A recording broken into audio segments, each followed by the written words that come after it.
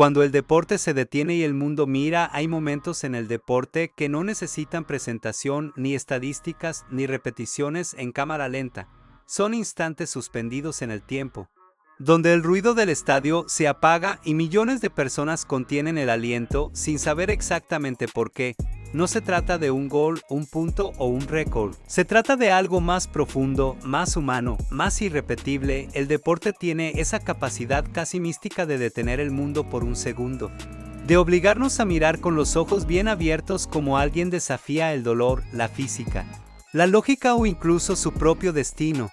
Y es en esos segundos de tensión absoluta donde nacen las escenas que jamás se olvidan. Este documental no habla de los mejores ni de los más famosos, ni de los atletas que llenaron vitrinas con trofeos. Habla de los momentos, de los instantes en los que la historia cambió sin avisar, de esa jugada que parecía imposible, de esa caída que hizo temblar un estadio, de ese regreso que nadie esperaba, de ese silencio que dijo más que cualquier narrador deportivo. Hay gestos que no se entrenan, hay movimientos que no se practican, hay decisiones que un atleta toma sin pensar, desde un lugar tan profundo que parece no pertenecer a la mente sino al alma.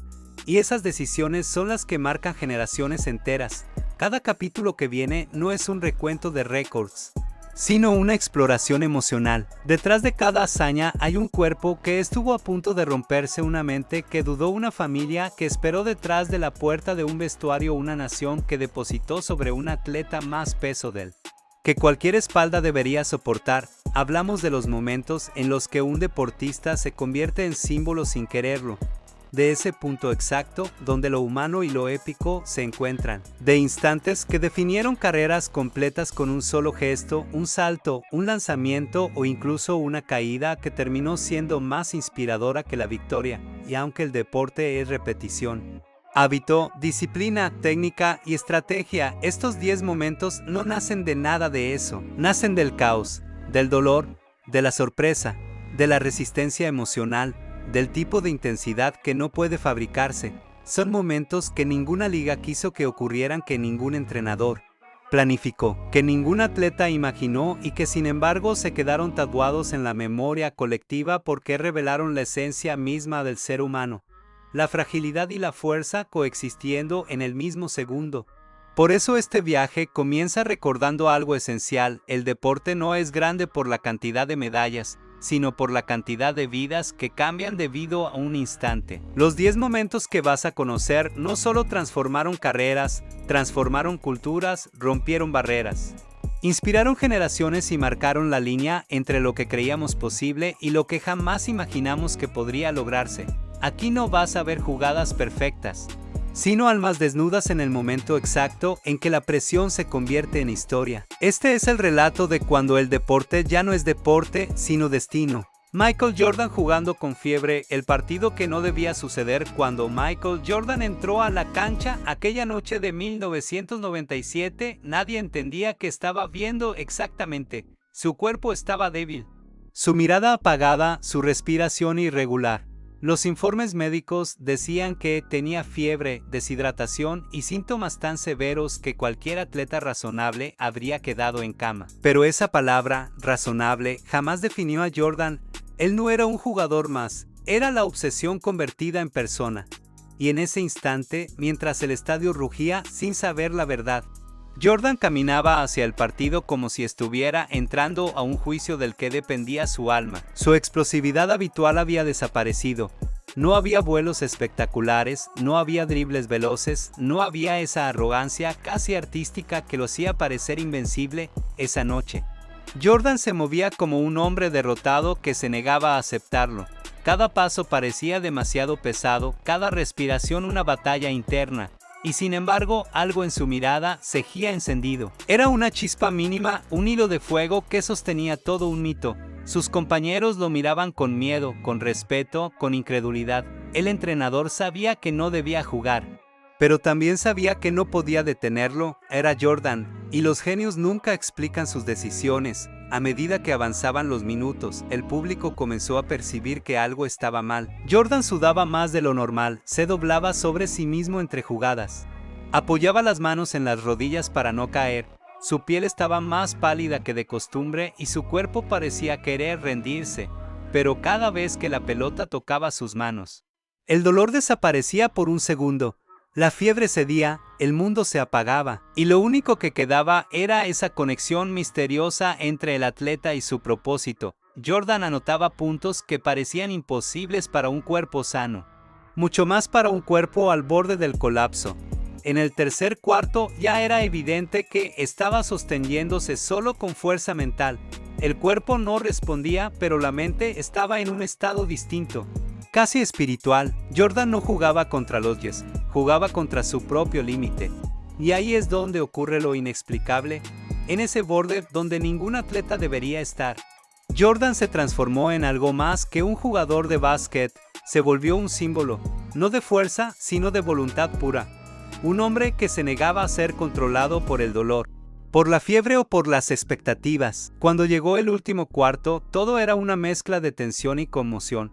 Jordan parecía a punto de colapsar en cada jugada, pero aún así seguía anotando, defendiendo, creando espacios, levantando a un equipo que dependía de él incluso cuando su cuerpo pedía auxilio. Y cuando el partido llegó al final, con los Bulls arriba en el marcador, Jordan caminó hacia la banca y prácticamente se desplomó en los brazos de Scottie Pippen. Esa imagen, dos leyendas sosteniéndose, se volvió un emblema del deporte mundial. Esa noche no ganó un partido, ganó un mito, porque lo impactante no fue que jugara enfermo, fue que convirtió su fragilidad en arma, su dolor en combustible y su límite en escenario. Michael Jordan no desafió a un rival, desafió a lo imposible, y por eso, ese momento quedó marcado para siempre como una de las escenas más brutales y humanas que el deporte haya presenciado. Usain Bolt en Beijing 2008, el día en que el cuerpo humano cambió cuando Usain Bolt se acomodó en los bloques de salida en los Juegos Olímpicos de Beijing 2008. Nadie imaginaba que estaba a punto de presenciar una ruptura histórica. El atletismo siempre había sido un laboratorio de límites humanos, pero ese día parecía uno más. 8 hombres en la pista, una multitud expectante, un estadio que vibraba con cada respiración. Pero en la línea 8 había algo distinto, un cuerpo demasiado relajado, un gesto demasiado confiado, una sonrisa que parecía fuera de lugar. Bolt no se comportaba como un atleta al borde del mayor momento de su vida. Se comportaba como alguien que ya sabía lo que iba a suceder. El disparo sonó y durante los primeros metros no hubo nada extraordinario. Bolt no salió primero, no parecía liderar, no mostraba una ventaja evidente.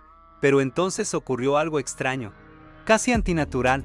Su zancada empezó a expandirse, a abrirse como una especie de maquinaria creada para correr más rápido que cualquier ser humano antes. Sus pasos eran tan largos que parecían desafiar la lógica del sprint, su torso se mantenía erguido mientras todos los demás se inclinaban en desesperación. Su ritmo no era carrera, era un lenguaje nuevo. En ese momento, el público no estaba viendo una competencia, estaba viendo una transformación física que cambiaría la historia. A mitad de la carrera, Bolt ya iba solo. No había rival al alcance, no había respiración que lo siguiera. Parecía flotar sobre la pista, como si su cuerpo funcionara con un código biológico diferente al del resto. Lo más impresionante no era su velocidad, sino su expresión. Bolt miraba hacia los costados. Bajaba el ritmo de sus brazos, se golpeaba el pecho mientras el reloj todavía corría. Era como si el mundo entero se hubiera quedado atrás y el recién estuviera entrando en calor. Ese gesto, esa mezcla de irreverencia y control absoluto, hizo que millones de personas entendieran algo al mismo tiempo. Nunca habían visto algo así.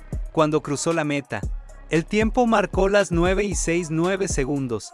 Récord mundial, récord olímpico, récord humano, y lo había logrado frenando antes de llegar. Nadie en la historia había hecho algo semejante. La explosión mediática fue inmediata. Científicos comenzaron a estudiar su biomecánica, analistas revisaron cuadro por cuadro la carrera. Comentaristas debatieron si Bolt había nacido con una genética única o si acababa de inaugurar una nueva era del atletismo. Sea cual fuera la respuesta, lo cierto es que ese día el mundo presenció un salto evolutivo. Pero lo más impactante no estaba en el tiempo, sino en el mensaje. Con ese gesto casi despreocupado, Bolt mostró que el límite humano no estaba donde todos creían. que el miedo a romperlo era más grande que el límite mismo. Su carrera se transformó en símbolo de liberación, en un recordatorio de que la grandeza no siempre nace de la planificación, sino del instinto, del goce, del atrevimiento. Ese día, Usain Bolt no solo ganó una medalla, cambió la escala en la que medimos la velocidad humana, transformó el sprint en espectáculo global y dejó claro que, a veces, la historia del deporte no avanza en pasos pequeños, sino en zancadas imposibles que parten al mundo en un antes y un después. La maratón de Derek Redmond, cuando un abrazo vale más que una medalla, en los Juegos Olímpicos de Barcelona 1992, miles de personas estaban listas para presenciar una semifinal de atletismo más. Una carrera rápida, técnica, predecible, donde solo importaba la velocidad y la estrategia. Pero lo que ocurrió ese día trascendió por completo el deporte. En cuestión de segundos, un atleta que se preparó toda su vida para ese momento, vio como su sueño se rompía junto con su cuerpo. Y sin embargo, lo que siguió después se convirtió en uno de los instantes más conmovedores y potentes de la historia deportiva. Derek Redmond no ganó medalla, no rompió récords, pero protagonizó un momento que redefinió el significado de competir. La carrera comenzó normal. Redmond arrancó con fuerza, con el ritmo controlado que había entrenado durante años, pero a los 150 metros, un sonido seco marcó el principio de una tragedia. Su tendón de la corva se desgarró de forma bruta y Derek cayó al suelo con un grito que no era solo dolor físico. Era el grito de una vida entera derrumbándose en un segundo. El mundo entero lo vio sostenerse la pierna, apretar los dientes, tambalearse. Los paramédicos corrieron hacia él, pero Redmond los apartó. Quería seguir, no importaba cómo. No importaba a qué precio. Quería terminar la carrera que había entrenado durante toda su vida. Entonces ocurrió la escena que definió una generación. Mientras Derek avanzaba cojeando, llorando, casi sin poder apoyar el pie, una figura irrumpió en la pista, desafiando a los guardias de seguridad. Era su padre. Venía corriendo desde las gradas, con la determinación de un hombre que entiende que su hijo está viviendo el peor momento de su vida. Los guardias intentaron detenerlo, pero él los empujó sin dudar. Llegó hasta Derek, lo abrazó fuerte, lo sostuvo para que no cayera y le susurró algo que solo ellos conocen, como si el tiempo se detuviera. Padre e hijo comenzaron a caminar juntos hacia la meta. La imagen era brutal, un atleta destruido, un padre que se niega a dejarlo hacerlo solo, un estadio entero que pasó del silencio absoluto a una ovación que retumbó como un terremoto. No era una celebración por velocidad, era un homenaje al espíritu humano. Los dos avanzaron con lágrimas en los ojos, peleando contra el dolor, contra el fracaso, contra la decepción, con cada paso. Derek recuperaba una parte de sí mismo, no la parte que compite, sino la que se levanta cuando todo parece perdido. No la parte del atleta, sino la parte del hombre. Cuando cruzaron la meta, no había un solo espectador sentado. Todos estaban de pie, llorando, gritando, aplaudiendo. Nadie recordaba quién ganó la carrera. Nadie recuerda hoy el tiempo del ganador. Lo único que quedó en la memoria del mundo fue ese abrazo, esa caminata, esa resistencia, ese instante en el que el deporte dejó de ser competencia y se convirtió en humanidad pura. Derek Redmond no necesitó una medalla, obtuvo algo más grande, el respeto eterno del planeta. Este momento sigue resonando décadas después porque mostró algo que el deporte a veces olvida, que la grandeza no siempre está en la velocidad, sino en la voluntad de seguir avanzando cuando el cuerpo ya no puede más. A veces el triunfo no se mide en segundos, sino en pasos compartidos. Y esa tarde en Barcelona, un padre y un hijo caminaron juntos para recordarle al mundo que rendirse nunca es una opción. Nadia Comaneci y el primer 10 perfecto, la niña que hizo temblar a la perfección el 18 de julio de 1976, en los Juegos Olímpicos de Montreal. El mundo se preparaba para ver gimnasia artística como cualquier otro año. Un deporte elegante, técnico, lleno de precisión, pero todavía muy lejano de la espectacularidad moderna. Y sin embargo, ese día una niña de 14 años, de mirada tranquila y movimientos casi irreales, estaba a punto de destruir para siempre el significado de la palabra perfecto. Nadia Comaneci no solo hizo historia, la reescribió. Su actuación cambió el deporte, la percepción del cuerpo humano y la propia idea de lo posible.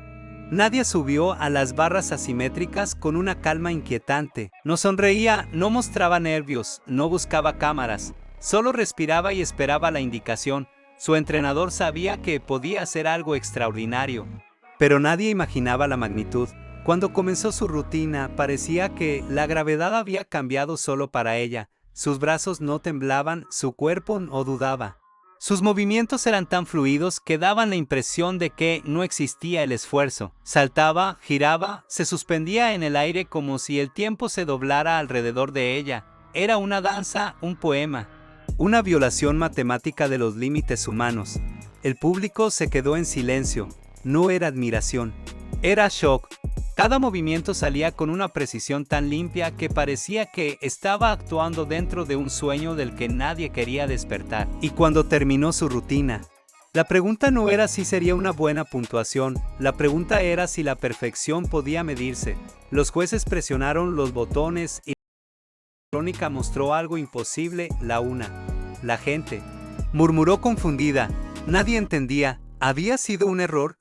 ¿Una falla técnica? ¿Una penalización misteriosa? La razón era aún más impactante. El sistema electrónico no estaba preparado para mostrar la puntuación que había obtenido. Nunca en la historia de la gimnasia, ni en la imaginación de los ingenieros, se había considerado que alguien pudiera sacar un 10 perfecto. Nadie pensó que fuera necesario programarlo. El marcador simplemente no tenía espacio para 3 dígitos. Cuando los jueces levantaron la tarjeta correcta, la ovación fue tan intensa que parecía que el techo del estadio iba a romperse. El mundo acababa de presenciar algo que ni la tecnología había creído posible. Pero lo más impactante no fue el 10. Fue como lo repitió, no una vez, 7 veces. Nadia convirtió la perfección en rutina. Rompió un paradigma que llevaba décadas intacto. Mostró que el cuerpo humano podía alcanzar niveles de precisión que estaban más allá del pensamiento racional. Y lo hizo siendo una niña que apenas entendía la dimensión de su hazaña. Sin embargo, detrás de ese brillo había sombras que el mundo conocería mucho después. La presión brutal de un sistema deportivo opresivo, entrenamientos desgarradores, sacrificios extremos, la soledad de cargar con una perfección que nadie pidió. La responsabilidad de representar a un país entero bajo una dictadura. Nadie sabía que cada 10 perfecto llevaba detrás una historia de dolor y resistencia. Pero eso fue parte de la magia de Nadia. Nunca dejó que sus cicatrices interrumpieran su arte. Lo que hizo en Montreal fue más que un momento deportivo. Fue un punto de inflexión en la humanidad. Un recordatorio de que a veces es necesario que una niña se eleve sobre una barra para enseñarle al mundo adulto que sus límites son, en realidad, miedos disfrazados, y que la perfección, por más inalcanzable que parezca, puede aparecer cuando menos se espera. Muhammad Ali y el combate que no debía ganar. El día en que la resistencia venció a la fuerza en 1974 en Kinshasa, Zaire. El mundo se preparaba para un espectáculo que parecía tener un ganador escrito desde antes del primer golpe. George Foreman era el campeón invencible. Un hombre cuya pegada podía apagar carreras enteras en cuestión de segundos. Era más joven, más fuerte, más pesado, más temible. Su récord era una colección de knockouts que parecían diseñados para infundir miedo.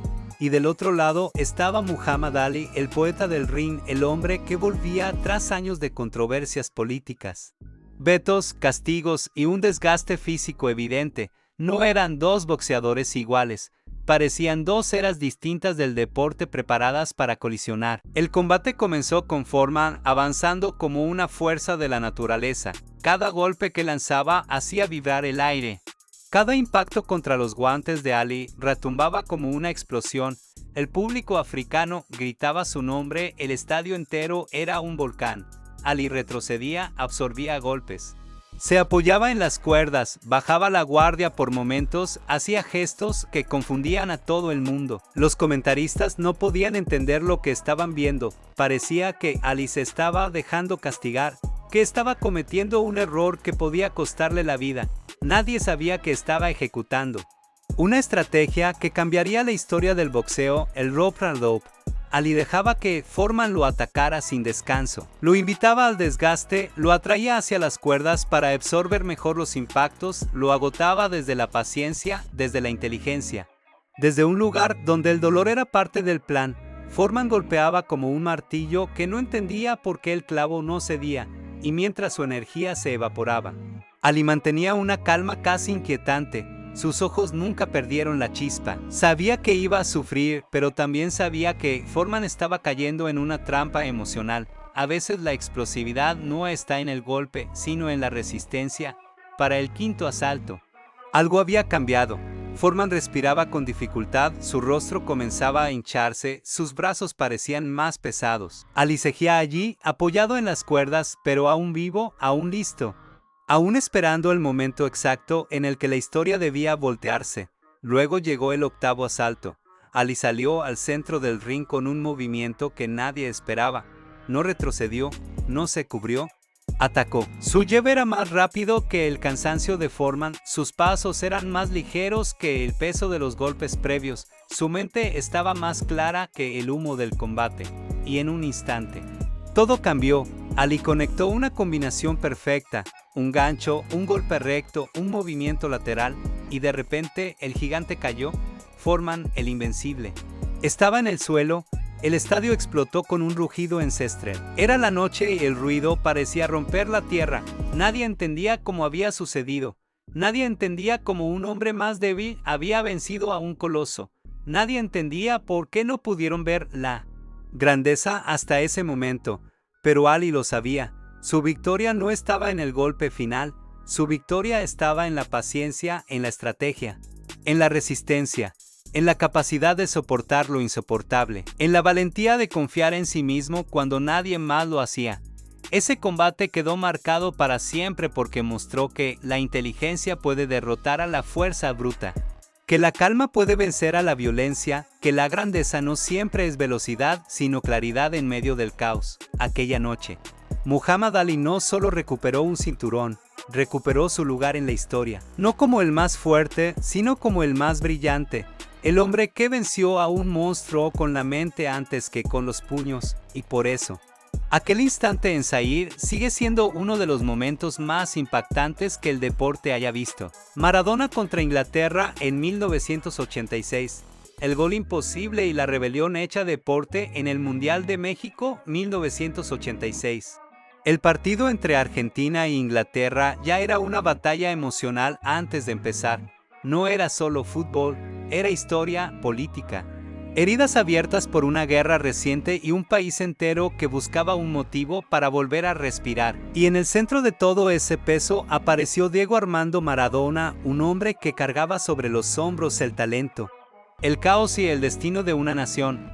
Lo que hizo ese día no fue simplemente jugar, fue desafiar al mundo, al juicio, a la presión y a la lógica deportiva en dos jugadas que quedaron grabadas como uno de los momentos más impactantes en la historia del deporte mundial. Todo comenzó con el gol que no debía existir.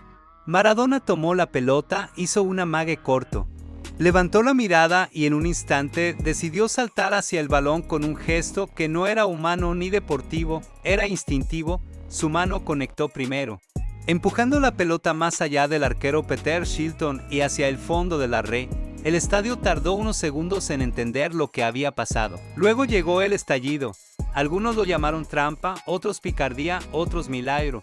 Pero Maradona, con esa mezcla única de sarcasmo, carisma y rebeldía, lo resumió después en su frase inmortal, la mano de Dios. Ese gol fue un símbolo, un acto de resistencia silenciosa en un escenario donde las tensiones eran más grandes que el propio fútbol. Lo que vino después fue aún más impactante. Si el primer gol fue la irreverencia, el segundo fue la perfección.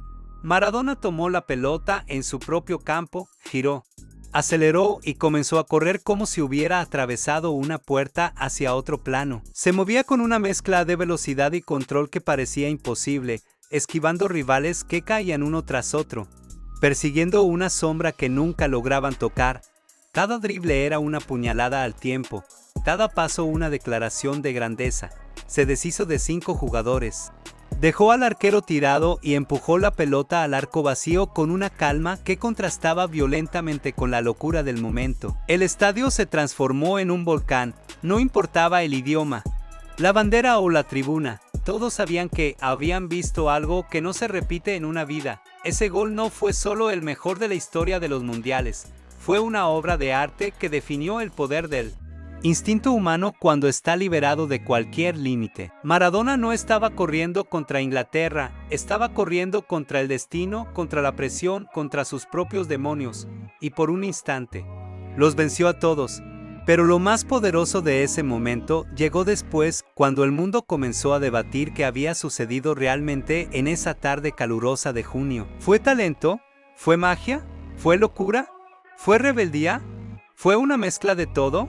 La respuesta sigue siendo difícil, incluso décadas después. Lo único claro es que en esos dos goles conviven las dos almas de Maradona, la del chico rebelde que desafía reglas y la del genio que trasciende toda comprensión.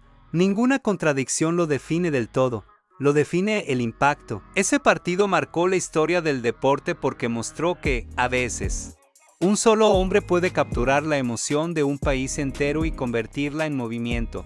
Maradona hizo lo que nadie más podía, transformó la presión en arte, transformó el dolor en gloria, y ese día, México fue testigo del momento exacto en que el fútbol dejó de ser un juego y se convirtió en leyenda. Simone Biles en Tokio 2021, el día en que decir no puedo valió más que un oro. Los Juegos Olímpicos de Tokio debían ser el escenario donde Simone Biles confirmara su estatus como la mejor gimnasta de todos los tiempos. El mundo esperaba saltos imposibles, giros nunca antes vistos, una nueva colección de medallas y la continuación de una carrera que parecía no tener techo. Pero lo que ocurrió fue algo mucho más grande, más incómodo, más humano, en un giro inesperado. Simone tomó la decisión que ningún atleta de élite quiere tomar y que nadie en la historia moderna se había atrevido a hacer frente a millones de espectadores: detenerse, admitir que no podía. Elegir su salud mental por encima del oro, y ese gesto, contrario a la lógica de la gloria deportiva, se volvió uno de los momentos más impactantes del deporte mundial. Todo comenzó en la competencia por equipos. Simone se disponía a ejecutar uno de sus saltos más complejos. Un movimiento que solo ella había logrado dominar, una secuencia que era prácticamente una firma de su dominio absoluto. Pero al despegar, algo se rompió en su mente, no en su cuerpo. No en su técnica, en su percepción. El twist 10 apareció sin avisar, una desconexión brutal entre mente y movimiento.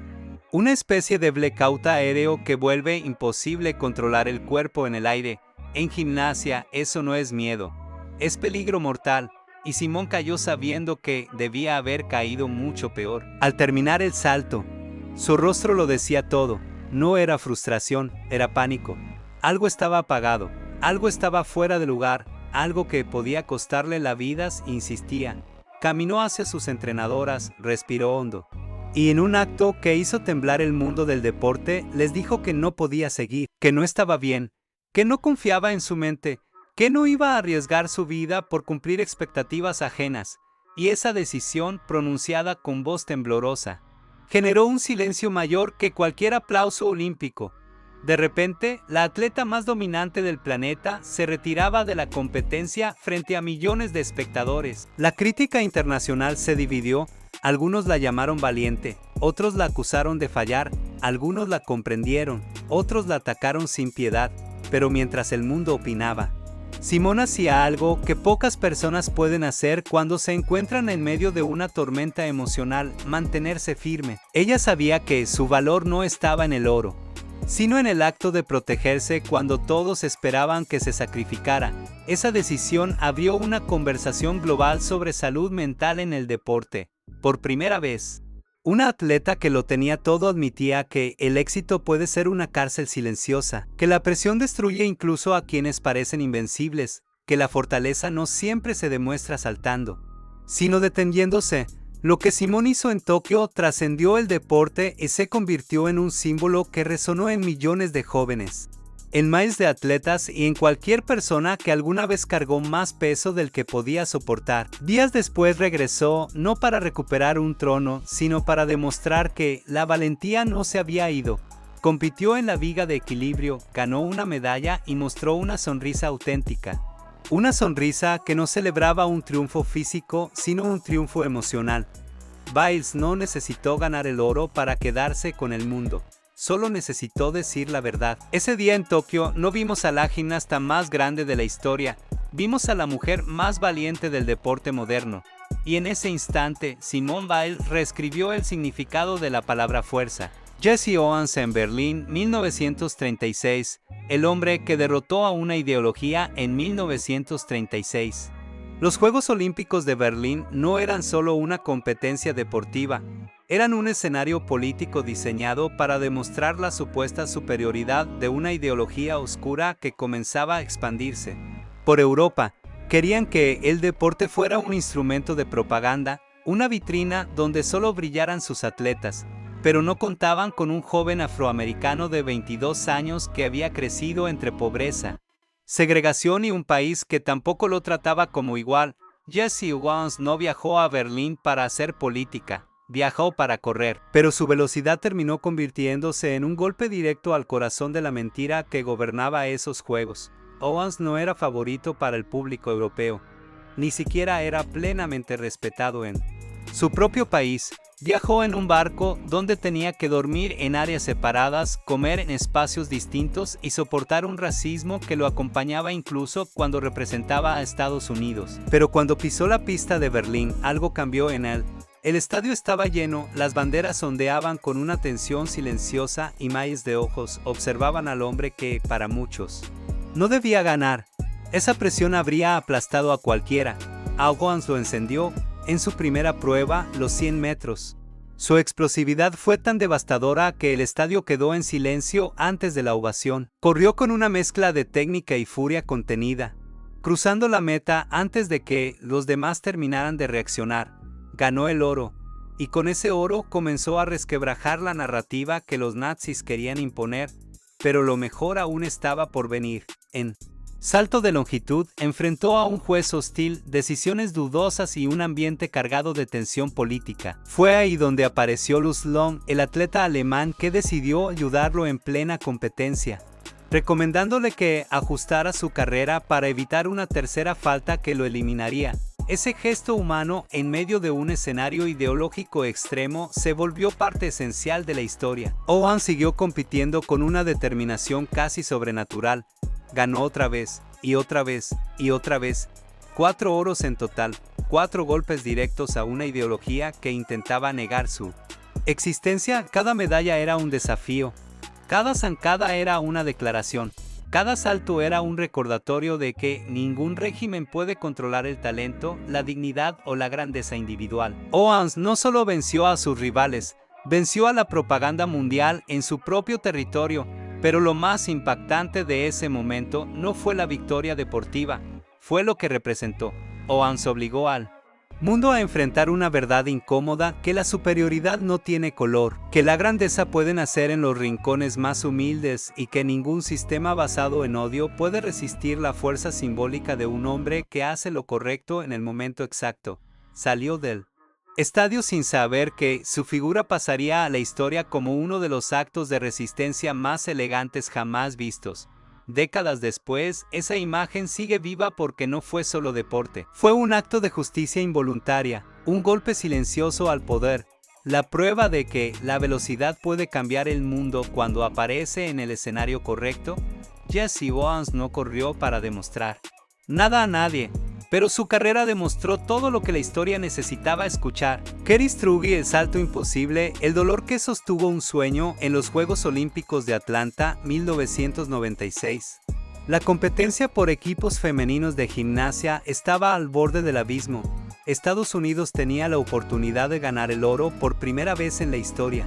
Pero una serie de errores había dejado todo colgando de un hilo. El equipo necesitaba un salto perfecto en el último intento para asegurar la victoria y la responsabilidad cayó sobre los hombros de una joven de 18 años llamada Kerry Strug.